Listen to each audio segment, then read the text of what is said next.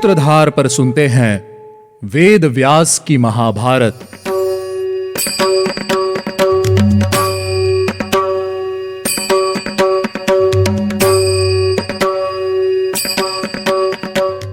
आप सुन रहे हैं सूत्रधार प्रस्तुति व्यास जी द्वारा रचित महाभारत और मैं हूं आपके साथ आपकी सूत्रधार मान्या शर्मा। आज के इस एपिसोड में मैं आपको बताऊंगी कि इस महान ग्रंथ की शुरुआत कैसे हुई, कब हुई और किसके द्वारा हुई। कैसे महर्षि व्यास जी इस ग्रंथ के वक्ता यानी स्पीकर बने और हम सब के मार्गदर्शन के लिए इस ग्रंथ की रचना की। हमारे पॉडकास्ट की शुरुआत करने से पहले मैं आपको इस ग्रंथ के कुछ अनोखे स्टैट्स बताना चाहती हूँ।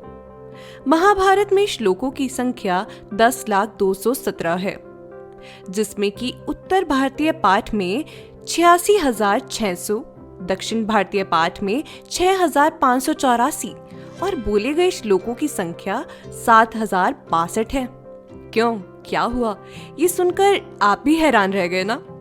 अब हम बात करते हैं विषय सूची यानी कि इंडेक्स की। किसी भी कहानी की शुरुआत उसकी विषय सूची से की जाती है और हम भी वही करने वाले हैं। हर एक पर्व कब शुरू हुआ और कब पूर्ण हुआ ये मैं आपको बताती जाऊंगी। इस विषय सूची का अनुसरण करते हुए ही हम सबसे पहले बात करेंगे आदि पर्व की। नारायणं नमस्कृत्यं नरं चैव नरोत्तमं देवी सरस्वतीं व्यासं ततो जयमुदीरयेत। अर्थात भगवान नर यानी के अर्जुन और नारायण यानी के श्री कृष्ण और उनकी लीला को प्रकट करने वाली देवी सरस्वती और इस महान ग्रंथ के वक्ता महर्षि व्यास जी को नमस्कार करके हमें इस महान ग्रंथ जय यानी के महाभारत का पाठ शुरू करना चाहिए है। आपने बिल्कुल सही समझा, महाभारत का ही दूसरा नाम है जय। एक समय की बात है, नौमिषारण्य वन में रहने वाले महर्षि शौनक के आश्रम में श्री लोमहर्षण जी के पुत्र महर्षि उग्रश्रवा जी का आगमन हुआ। उन्हें देखकर सभी ऋषिगण बहुत प्रसन्न हो जाते हैं। सभी ऋषिगण उनसे उनका कुशल मंगल पूछने के बाद उनको एक आसन पर बैठा देते हैं और इसी के साथ बातचीत का प्रसंग शुरू हो जाता है। सारे ऋषिगण उग्रश्रवा जी से पूछते हैं, महर्षि आप कहाँ से आ रहे हैं? अब तक आपने आनंद पूर्वक कहाँ समय व्यतीत किया? ऋषिगणों के सवालों का उत्तर देते हुए उग्रश्रवा जी ने कहा, महर्षियों, मैं कौरवों और पांडवों की नगरी समंत पंचक यानी के कुरुक्षेत्र से होकर आ रहा हूँ, जहाँ चक्रवर्ती सम्राट परीक्षित के पुत्र जन्मेजय के नाग यज्ञ में मुझे महर्षि व्यास जी मिले और उनके द्वारा रचित महाभारत की अनोखी कहानियां भी सुनकर आया हूँ। महर्षि वेद व्यास जी की आज्ञा से उनके शिष्य वैशंपायन ने महाभारत की महान गाथा वहां उपस्थित सभी ऋषिगणों को सुनाई है। ओम नमो भगवते वासुदेवाय नमः। और इस तरह भगवान विष्णु का ध्यान करते हुए महर्षि व्यास जी ने जन्मेजय के नाग यज्ञ में सुनी हुई उस महान गाथा महाभारत की शुरुआत की।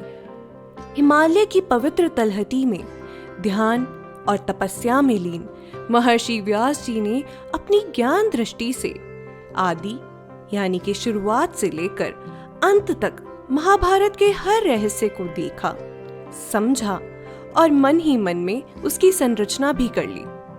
अब रचना करने के बाद महर्षि व्यास इस उलझन में पड़ गए कि इस महान ग्रंथ का लेखक कौन बनेगा, क्योंकि इस महान ग्रंथ को लिखना उतना ही मुश्किल होने वाला था जितनी की इसकी संरचना। महर्षि व्यास इस दुविधा में थे ही कि तभी महर्षि व्यास की रचना से प्रसन्न होकर उनकी लोक कल्याण की इच्छा को देखकर ब्रह्मदेव व्यास जी के आश्रम में पधारे। ब्रह्मदेव को अपने आश्रम में देखकर व्यास जी आश्चर्यचकित हो गए। व्यास जी ने ब्रह्मदेव को प्रणाम किया, उन्हें एक आसन पर बिठाकर उनकी परिक्रमा करी और विनय पूर्वक उनके पास ही बैठ गए। महर्षि व्यास जी ने ब्रह्मदेव से कहा, भगवान, मैंने एक महाकाव्य की रचना की है जिसमें मैंने संपूर्ण वेदों का रहस्य, सभी शास्त्रों का सार और केवल वेदों का ही नहीं बल्कि उपनिषदों का सार भी कहा है, इस ग्रंथ में भूत, भविष्य और वर्तमान तीनों का वर्णन है। इसी महान ग्रंथ में हर वेद, युग, जाति, धर्म, न्याय, चिकित्सा, रोग, विज्ञान, तीर्थ, नदियाँ, पर्वत, भाषा, युद्ध, देवता, मनुष्य, जन्म, मरण और हर योनि का वर्णन किया गया है। लेकिन मुझे चिंता इस बात की है कि धरती पर ऐसा कोई भी नहीं है जो इस महान ग्रंथ का लेखक बन सके। इस पर ब्रह्मदेव व्यास जी से कहते हैं कि संसार में जितने भी श्रेष्ठ ऋषि मुनि हैं, मैं उन सब में तुम्हें सर्वश्रेष्ठ मानता हूँ, क्योंकि तुम ज्ञानी हो। इस संसार में महाभारत से बड़ा कोई काव्य नहीं होगा। इस काव्य को लिखवाने के लिए तुम गणेश जी का स्मरण करो। व्यास जी की दुविधा को दूर करके ब्रह्मदेव अपने लोक में लौट गए।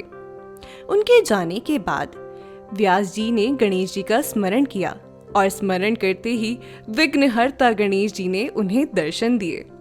व्यास जी ने बड़े आदर से उनका स्वागत किया, उन्हें आसन पर बिठाकर उनसे कहा, गणनायक, आप मेरे द्वारा रचित इस महाभारत ग्रंथ के लेखक बन जाइए। गणेश जी ने उत्तर देते हुए कहा, व्यास जी, मैं आपकी इस रचना का लेखक बनने के लिए तैयार हूँ, लेकिन मेरी एक शर्त है। अगर पल भर के लिए भी मेरी लेखनी नहीं रुकी तो ही मैं इस ग्रंथ का लेखक बनूंगा। कुछ पल सोचने के बाद व्यास जी ने उनकी शर्त मानते हुए कहा कि वो किसी भी श्लोक को बिना अर्थ समझे नहीं लिखेंगे। इसी के साथ गणेश जी ने ओम कहकर व्यास जी की बात को स्वीकार किया और ऐसे गणेश जी महाभारत के लेखक बन गए। चलिए अब मैं आपको महाभारत के बारे में और अनोखी बातें बताती हूँ। पृथ्वी से लेकर सौर मंडल और सौर मंडल से लेकर मनुष्य, जानवर, वनस्पति आदि सभी के जन्म का रहस्य इसी ग्रंथ में छुपा हुआ है। अब जिनकी कहानी हम सुनने वाले हैं, उनके पूर्वजों के बारे में और वंश शैली के बारे में थोड़ा जान लेते हैं। भगवान सूर्य के पुत्र हुए देवभ्राट और देवभ्राट के पुत्र हुए सुभ्राट। सुभ्राट के 3 पुत्र हुए, दशज्योति, शतज्योति और सहस्त्रज्योति। दशज्योति के 1000 पुत्र हुए, शतज्योति के 1,00,000 पुत्र हुए और सहस्त्रज्योति के 10 लाख पुत्र हुए। और इन्हीं 10 लाख पुत्रों से कुरुवंश, यदुवंश, भरतवंश, ययाति और इक्ष्वाकुक वंश और अन्य राजर्षियों के वंश बने।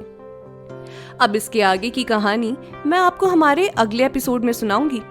उम्मीद करती हूँ कि आपको ये एपिसोड पसंद आया होगा। महाभारत के अगले एपिसोड में हम शुरुआत करेंगे अनुक्रमणिका पर्व की।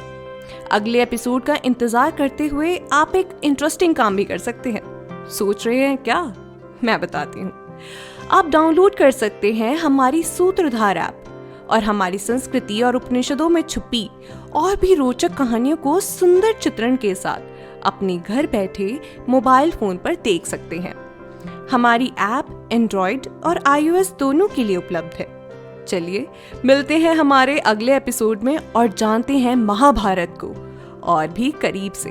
तब तक के लिए सेफ रहिए और सूत्रधार से जुड़े रहिए।